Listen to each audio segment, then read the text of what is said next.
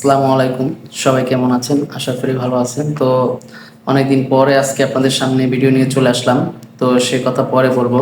তো আজকে আমি ভিডিওর আলোচ্য বিষয়টা বলি। তো আমি আজকে যে ব্যবসা আইডিয়াটা আপনাদেরকে দিব, সে ব্যবসাটা এখান থেকে আপনারা খুব সহজে কম কষ্ট করে মাত্র 10 থেকে 15,000 টাকা ইনভেস্ট করে মার্কেট করতে পারবেন, একদম ঝামেলা ছাড়া, কষ্ট ছাড়া। মোটামুটি একটু তো কষ্ট করতেই হবে।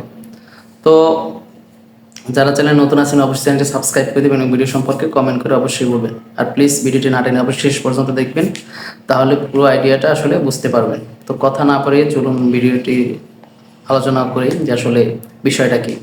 তো আমি আজকে যে ব্যবসাটার কথা বলতেছি এটা খুবই একটা ইজি একটা ব্যবসা, সহজ একটা ব্যবসা।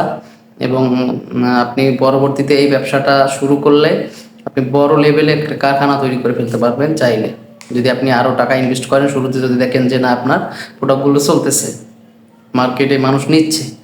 তো ব্যবসাটা হচ্ছে যে আপনি কাগজের ব্যাগ আছে না, কাগজের ব্যাগের ব্যবসা করবেন। তো বর্তমানে আপনারা সবাই অবশ্যই জানেন যে পলিথিন কিন্তু আস্তে আস্তে সরকার নিষিদ্ধ করতেছে। পলিথিন কিন্তু মার্কেট থেকে উঠে ফেলতেছে। ঢাকাতে অলরেডি শুরু হয়ে গেছে, এরকম আস্তে আস্তে সব জায়গায় শুরু হয়ে যাবে। তো আপনাকে কি করতে হবে, এই সুযোগে আপনাকে সুন্দর পরিবেশ বান্ধব একটি কাগজের ব্যাগের ব্যবসা তৈরি করতে হবে। তো সেটা কীরকম আপনি নিজে তৈরি করবেন এবং সেটা তৈরি করে আপনি বিভিন্ন দোকানে সাপ্লাই দিতে পারেন। তো শুরুতে আপনি প্রাথমিক পর্যায়ে আপনি কী করতে পারেন, আপনার 10 থেকে 15,000 টাকা আপনি ইনভেস্ট করবেন। ইনভেস্ট করে আপনি এই যে কাঁচামাল তেমন কিছু দরকার পড়ে না, এখানে কাগজ আর আঠা, ঘাম যেটা বলে ঘাম, আর কিছু হাতল, মানে এটা রশি দিয়ে তৈরি করতে পারেন বা কাগজ দিয়ে তৈরি করতে পারবেন। এক্ষেত্রে আপনি যদি প্রস্তুত প্রণালী, মানে ব্যাগটা কীভাবে তৈরি করবেন, এটা যদি ইউটিউবে দিয়ে একটা ভিডিও দেখেন তাও আপনি আইডিয়াটা পাবেন। সহজ কিন্তু একটা ব্যবসা। আপনার বিশাল বড় একটা দোকানও নিতে হবে না, আপনার জাস্ট কিছু জিনিস, অল্প কিছু জিনিস রাখার মতো একটা প্লেস হইলেই হলো। পরবর্তীতে আপনি বাড়াতে পারবেন, কিন্তু শুরুতে আপনি দেখেন যে আসলে ব্যবসাটা হয় কিনা। তো এবার চলেন যে আসলে আইডিয়াটা কী। তো আপনার একটা ব্যাগ তৈরি করতে 2 টাকার মতো খরচ পড়বে। একটা ব্যাগ যদি 2 টাকার মতো খরচ পড়ে, আপনি যদি 500 ব্যাগ তৈরি করেন, আপনার 1,000 টাকা খরচ পড়বে। তো 1,000 টাকা খরচ পড়লে আপনার একটা ব্যাগ 2 টাকা যদি আপনার বানানো হয়, আপনি একটা ব্যাগ 3 থেকে 4 টাকা বিক্রি করতে পারবেন। তো 3 থেকে 4 টাকা বিক্রি করলে আপনার 15,000 থেকে 20,000 টাকা মান্থলি আপনি এটা বিক্রি করতে পারতেছেন। মানে 1500 থেকে 2,000 টাকা আপনি বিক্রি করতে পারতেছেন 500 ব্যাগ। তো এখান থেকে আপনি যদি 1500 টাকা বিক্রি করেন, তাও আপনার এখান থেকে কেমন লাভ থাকে, আপনার 500 থেকে 1,000 টাকা লাভ থাকতেছে যদি আপনি এই মানে 1500 থেকে 2,000-এর মধ্যে বিক্রি করতে পারেন 3 টাকা বা 4 টাকা করে। তাও আপনার কোনো মানে ঘরে বসেই সামান্য জিনিস, একদম ঘরে বসে আপনি হাতে নিজে তৈরি করবেন, তেমন কষ্টও হবে না, সময় বেশি লাগবে না। মাত্র 500 ব্যাগ তৈরি করবেন আপনি, এখান থেকে দেখবেন 500 থেকে 1,000 টাকা আপনার হাতে চলে আসতেছে।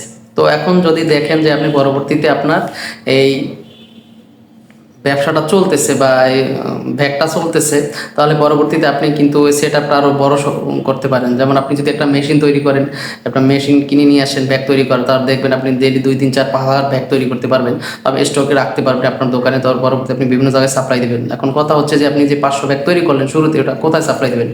যেমন ওষুধের দোকান আছে, ছোটো ছোটো মানে জামা কাপড়ের দোকান আছে রাস্তার আশেপাশে দেখা, ওইসব দোকানে দিতে পারেন। বা এই যে ছোটো ছোটো রেস্টুরেন্ট আছে কিছু, যেখানে নাস্তা বিক্রি করে, সিঙ্গারা, সমুতা, পেঁয়াজু, এসব জিনিস বিক্রি করে, এসব জায়গায় আপনি সাপ্লাই দিতে পারেন। আপনাকে প্রথমে একটু তাদের কাছে যেতে হবে যে আপনার ব্যাগটা দিতে হবে। বা এই এমন জিনিস আপনি একটু বাস্তব দেখেন, আপনি যখন নিজে কোনো কিছু কিনতে যান, আপনাকে নিজেই কিন্তু ওই দোকানদাররা কিন্তু এই ব্যাগগুলো দেয়, ব্যাগের ভিতরে প্রোডাক্টটা ভরে দিয়ে দেয়। তো আপনি নিজে কেন ব্যবসাটা করতে পারতেছেন না? এটা একটা নিজের ব্যবসা, কোনো এক সময় বড় একটা কারখানা তৈরি করে ফেলতে পারবেন।